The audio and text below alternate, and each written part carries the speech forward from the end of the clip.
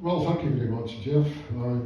I do appreciate the welcome that I've had here, and obviously the strong links that we now have with this church through Matthew and Rebecca, and the contribution that they have made in mission within their own context in Aberdeen. We really appreciate that. And as a spin-off from that, the teams that have come in the summertime to help with Mission Week has really been a blessing. And I just want to thank you as a church. It's good to be missional partners in a way that's authentic. And I just want to say thank you to the church for your interest in the work in Aberdeen. Thank you for what you have given towards our local context. This morning I'm going to look at the subject called Lessons on Mission from the Fishing.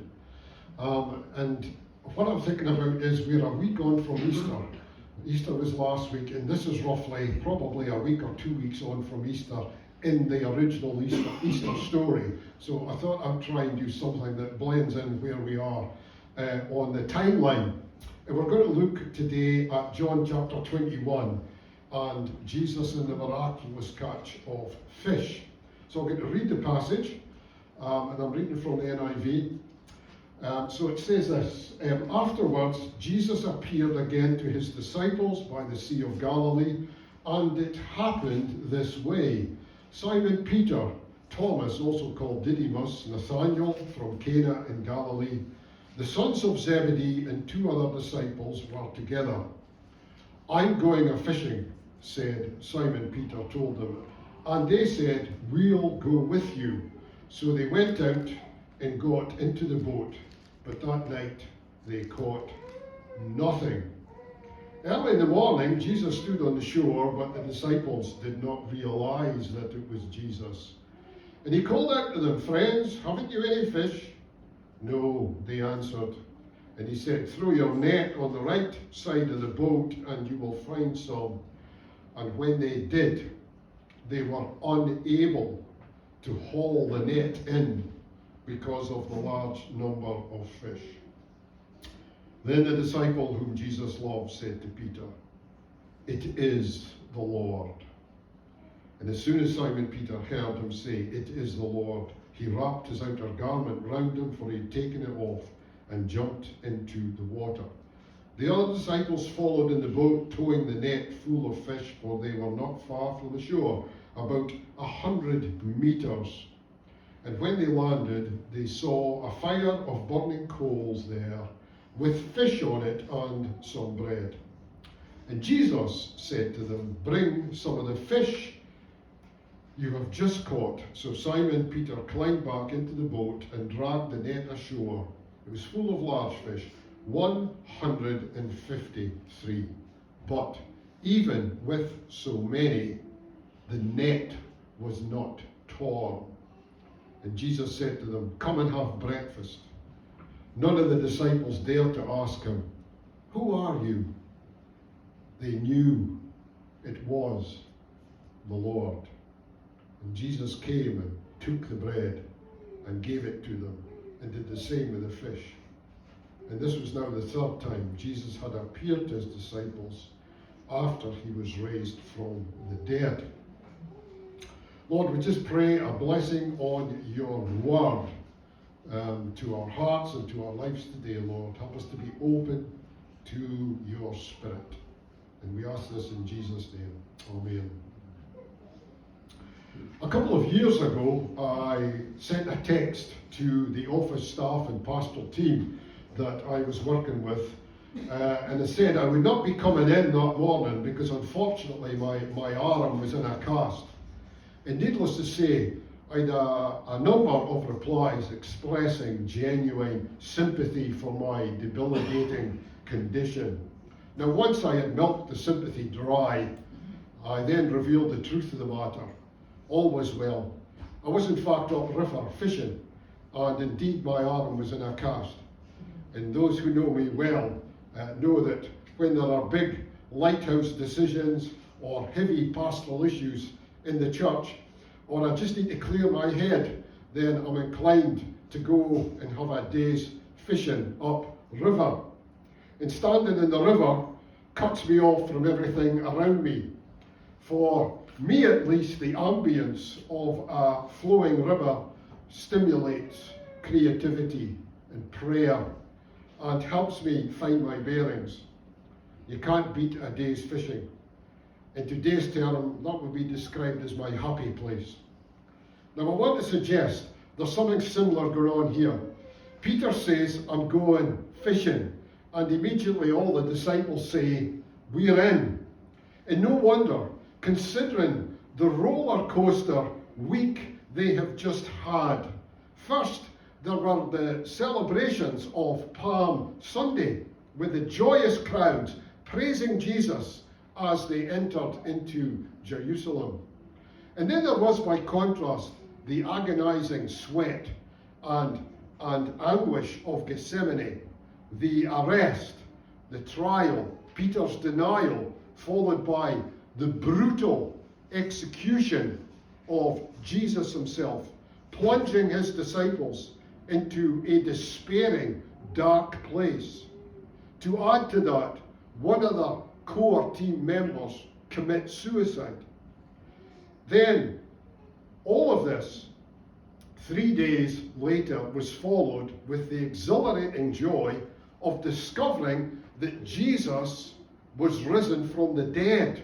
And twice already, Jesus has appeared to them in his new resurrection body.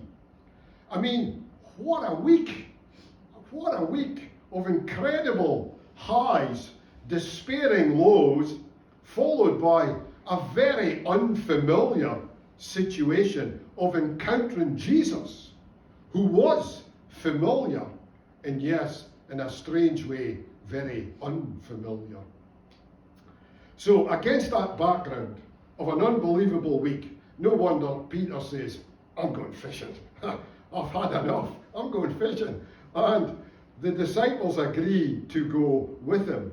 And I guess they just wanted to ground themselves in the familiar and try and find their bearings again. Sometimes we do that when we're under pressure. Isn't that true? We try to ground ourselves in the familiar to try and get our bearings once more. And of course, they maybe needed to make some money and feed their families. So, as darkness fell, the 7 Galilean disciples head out into the lake. And I can imagine Peter being so excited to be back at the fishing. It's been 3 years since he left all to follow Jesus. But now a window of opportunity has arrived to shoot the nets again in all his favourite fishing places.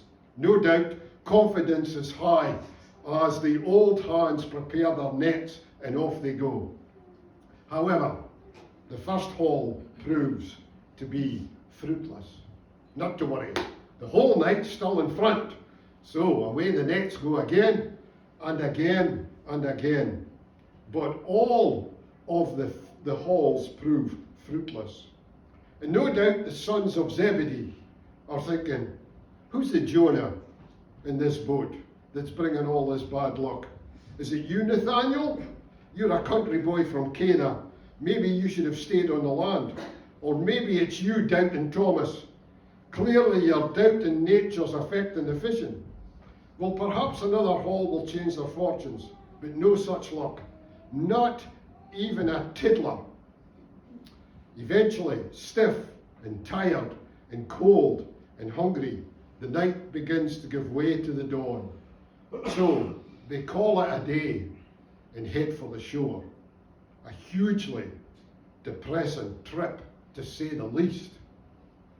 Now, as any fisherman knows, returning to port with no fish is the shame of all shames. You just want to steal into the harbour, hang out your nets to dry, and disappear before someone asks you the dreaded question, did you catch anything? Of course, the opposite is true. If your boat is loaded to the gunnels with fish, then you're hoping every fish merchant will be in town on the market day so you can display your wonderful catch and watch them haggle over the price. This day, however, was a day for slinking back to the moorings, hoping nobody is there and going straight home to bed. Unfortunately, or rather providentially, through the mists of dawn, a figure appears by the lakeside and asks the dreaded question, "Did you catch anything?" And they answered, "No." So the figure from the shadows of dawn calls them to throw the net on the starboard side of the boat, and they'll find some fish. Now, fishermen are not prone to taking advice from people who are not fishermen, strangers. But the truth is, their night's fishing has been a disaster. They were struggling, so they are returning to their moorings empty-handed and defeated. So casting a net on the starboard side can only equal their present catch of nothing, or perhaps improve it. A few tiddlers for breakfast wouldn't go amiss, so away goes the net. And then it happens, in the weariness and discouragement of a long, dark night of toil, suddenly is swept away by the furious pool of abundant life in the net. They just can't believe it. The net is bursting with walloping big fish, splashing in all directions. And John immediately puts two and two together and exclaims, "It's the Lord." How true that was. The Lord of all creation had revealed himself once more through a generous display of abundance and life. And Peter then grabs his cloak, throws himself into the sea and makes for the shore. And on shore, the disciples discover that Jesus has prepared a cooked breakfast for them all over a charcoal fire and welcomes them to his table along with their catch. And they sit down to eat in the glory of the resurrection presence, surrounded by warmth and abundance. Now, this story is not about fishing. This story is about mission. Jesus was the first to make the link between fishing and mission. 3 years ago, he called the disciples to follow him, saying, "I will make you fishers of men." So, what are the lessons of mission from the fishing? Well, the first and most important lesson is this: without Jesus, we can do nothing. I'm sure Peter, when he stepped into his boat that night with his giftedness, his professional fishing skills, his experience of the lake, he would have been pretty confident of a good catch. But it didn't happen. After a night of toil, they arrived at the shore with nothing, not even a tiddler. The trip was only turned round by the presence and power of Jesus. And there's such an important lesson here for us when it comes to successful mission. You know, we run a huge risk today of believing we can do mission ourselves. Through our giftedness, through our professional skills, our self-confidence, and our technological brilliance.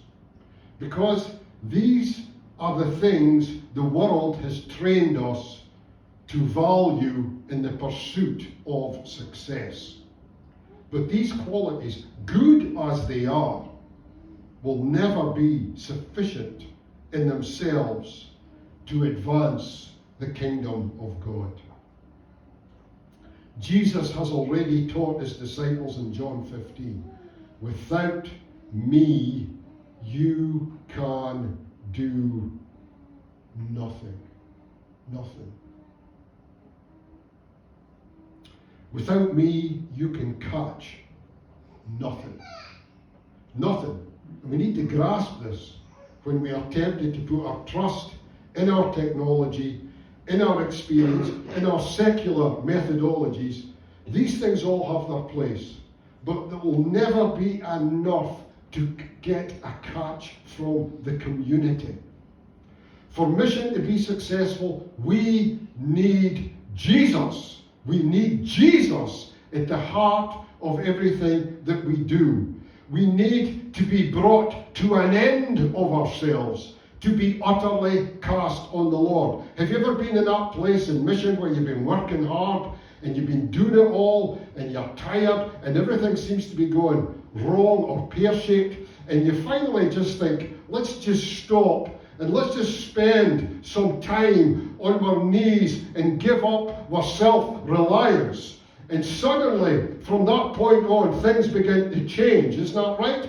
And sometimes we need to reach that place where we are utterly dependent on God to do what we cannot do ourselves.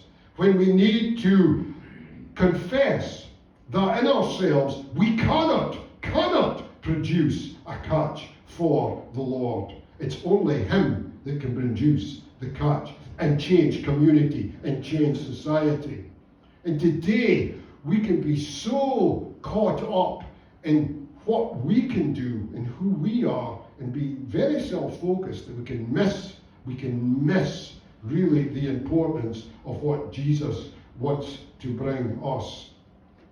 It is the glory of His resurrection presence and His resurrection power breaking into community that brings lasting change. Yeah? When the converts are true, when people go on for the Lord, it's because Jesus is at work in your context. And that's what we need to pray for more and more. We need to believe in that. Easter was last weekend. Get this, Jesus is alive and His power is available for this church. It is here that Jesus wants to make a difference through His power. When we give up in self-reliance, He comes in power. And He can give you catches beyond what you can probably imagine right now. We need to believe in possibilities. We need to believe in revival. We need to believe in change, that God can visit this land again. God has done great things in this land, isn't that true? Over the years, amazing things. I was just remembering there was a great revival in 1859 in this nation. 100,000 or more folks came to faith.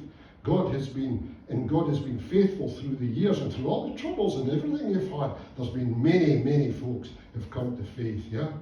So, remember that. So without God, we can do nothing. Secondly, guidance for successful mission often comes to us through God-directed voices from the shadows. Now, what do I mean by that? Well, sometimes God speaks to us about mission through strangers from the shadows. Perhaps people we may be tempted to dismiss before we've even listened to what they've got to say. And these individuals are sometimes sent to us by God after our attempts at mission have failed, when perhaps we are feeling weary and defeated and wondering if we should give up fishing altogether. Yeah? So a lot of Christians feel like that. They just think I've had enough. Yeah? And I've been there myself. About 6 years into my ministry at Deeside Church, I felt a number of missional opportunities locally had dried up, and I was a bit discouraged. I was suffering from not what they call the empty nest syndrome, but the empty net syndrome, and looking for fresh direction. And literally, out of the shadows came a man to my office one morning. It was still dark, it was 7:30 in the morning, and this man appeared out of the shadows. And he'd actually been waiting for me in the car park. And I didn't really know who he was when he first appeared, but he turned out to be the director of Prison Fellowship Scotland. And he said to me that the then Prison Fellowship team in the local prison in Aberdeen was coming to a natural end. And for different reasons, we needed a new Prison Fellowship team to be put in place. And he said, I know you've done work in prison before because I've read some of your newsletters when you were in Brazil. And he says, I think you should be the guy that leads us up. Now at the time, I was not thinking about prison at all. I even wondered how my employers would feel if I were to do less mission work locally and throw myself into prison ministry. So I said I would pray about it. But if the truth be told, I was so busy and I actually just dismissed it, and he went away home. However, a month later he came back to see me again in the shadows of an early morning, and he came into my office and he says, "Well, what's your answer?" And I must say, I actually felt rebuked because I hadn't really prayed into it or nothing. And he said, "You know something?" He said, "You need to cast your net wider than just working locally here. This is a big church, and you need to provide teams for the prison ministry. I'm telling you, that's what you need to do." And so I did listen.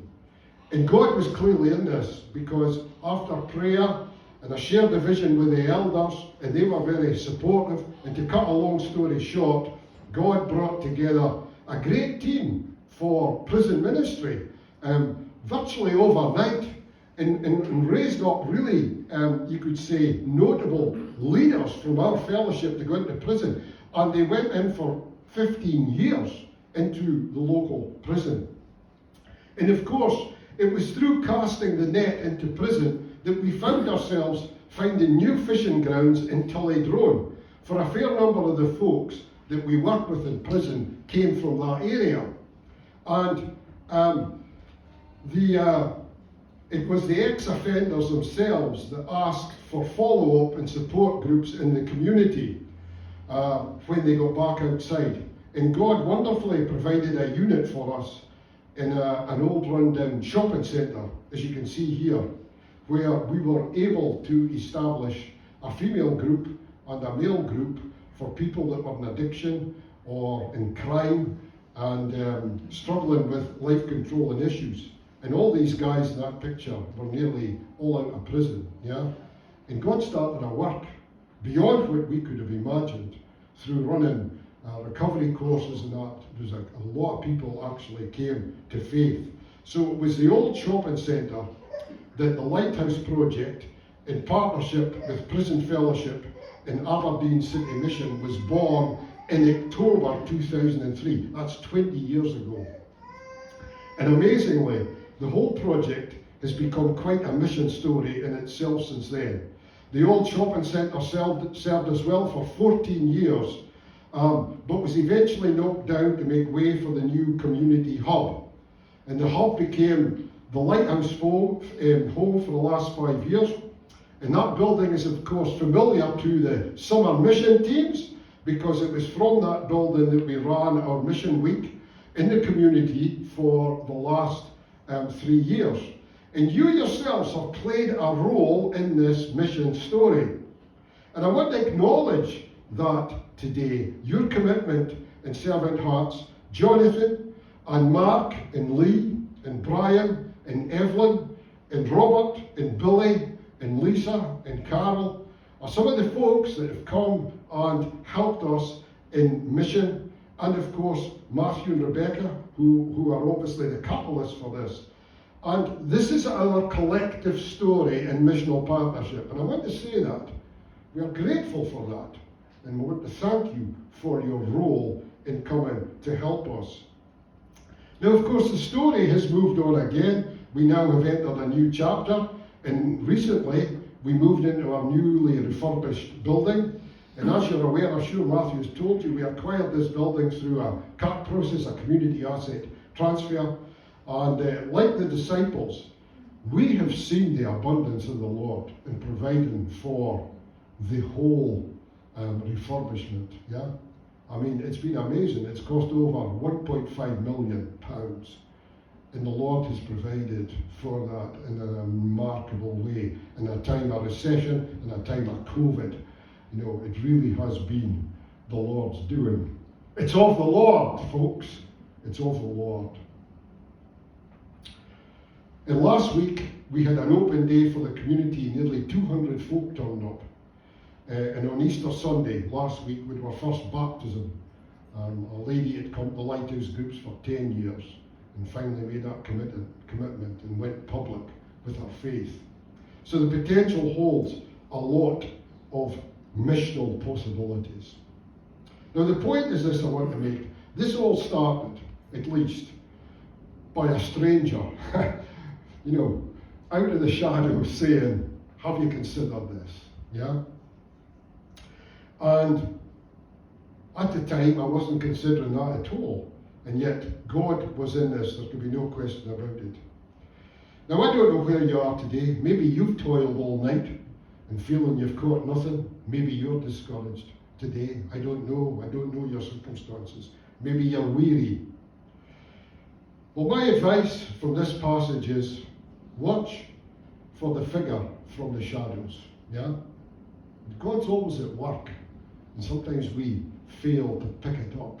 Yeah? What's next? God's always a plan. He's always in front. He's always ahead. And,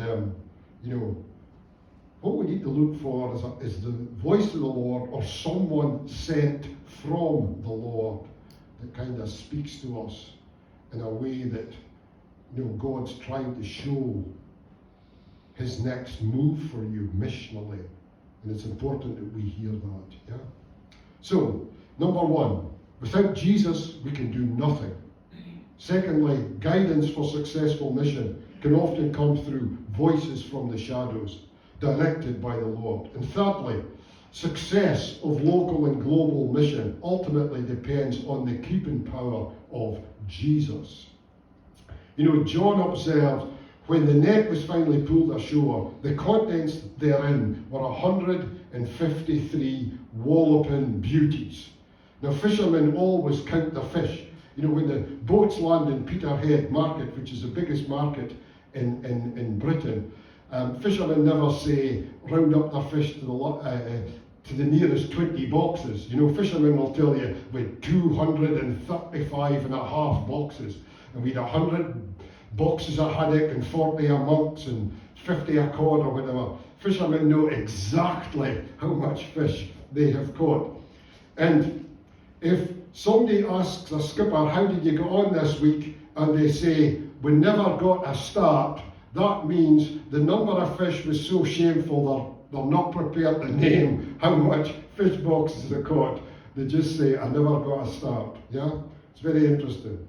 So the catch, however, in Galilean terms, is massive. 153 whopping big fish.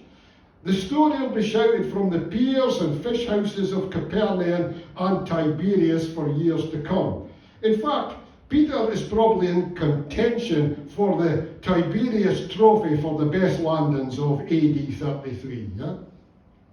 Now, there have been many books written on the symbolic significance of the number 153, which I am not going to bore you with, but most believe that by a complex piece of mathematics, the number stands for completeness. That's all you need to know. The number stands for completeness. Because, to go back to our main thought, lessons of mission from the fishing, this haul may well signify the completeness of the catch that the apostles and that those who follow them will achieve when the gospel is taken to the whole world. The scope and success and completeness of the mission of Jesus to the world is symbolically represented in this number, 153. Now, John also adds this insightful little sentence, yet, although there were so many, the net was not torn. Now, I guess John, being a fisherman himself, is amazed at this, because in the past, he's probably seen their nets torn with far smaller catches. Now, a torn net, of course, inevitably leads to the loss of the catch. Some of you may be familiar with the TV series Trawlerman, but there was a boat fishing in the Atlantic in terribly rough seas on one of the programs, and they had this great haul of fish, cod and mudfish, and they were bringing the net up, and the sea was so rough, the stern of the boat lifted right out of the water, along with all the fish, and the net ripped and they lost the whole lot of their fish. But here, the disciples' net, despite the weight of the fish, holds good. It doesn't break. None of the 153 fish were lost. And Jesus says this in John 18, verse 9. I have not lost one of those you've given to me. Not one. And what an encouraging verse that is. The Lord knows them that are his. And I just want to say this. If you truly belong to the Lord, you will never, never be lost. You will never be lost. Yeah? The success of mission ultimately doesn't depend on us. It depends on the Lord and his keeping power. Yeah? 153 were caught and 153 were landed. That is the keeping power of Jesus Christ. I have not lost one that you have given to me. Now, two things stand out on this beach scene that signpost beyond themselves to the consummation of the kingdom fully come. Number one, a bumper catch represents the success of the gospel to the nations. And number two, feasting, sharing in the resurrected life and presence of Jesus. And that signposts to the great banquet. As Jesus himself said, the people will come from the east and from the west and from the north and the south. And that's represented in the net in the 153. And they'll take their places at the feast of the kingdom. And that is represented in the breakfast. Just think of that picture. It's all there. The final catch in the great banquet represented in what's going on in the beach that morning. And so, and on that day, no one will need to ask who is Lord, because all will know that he is the Lord. It's the Lord's doing. So the beach scene was really a moment of living God's future in advance. The scene pictured the kingdom fully come in all its joy and abundance. And through the resurrection, a new morning had dawned in the world. The age to come had broken into the present, and through Christ's triumphant victory, the great catch, representing the success of mission to the world, is being realized right now. As we speak, people are responding to the gospel from every nation, every tribe, every language, every people. And the grand narrative of salvation history is still the most moving and compelling story in this world. The story of a lost and broken humanity and a God, a good God, who pursues those he created and loved with a relentless passion that led him to the cross through an act of self-giving love on the cross, calls the world now to forgiveness and renewal through the power of the resurrection. And this new reality we are able to participate in through fishing for men and feasting on Christ and feasting on bread and wine. That's what we're away to do today. When we feast on the bread and wine, we look back to Calvary and Christ's love for us. But we also look forward to the great banquet when Jesus comes again. Breaking of bread points beyond itself to the fullness of the kingdom come. Yeah? What a wonderful thing is. That's you and I. That's our anticipation. Isn't that the case? You and I are part of that 153 fish. And we look forward to that day when we feast with the Lord forever.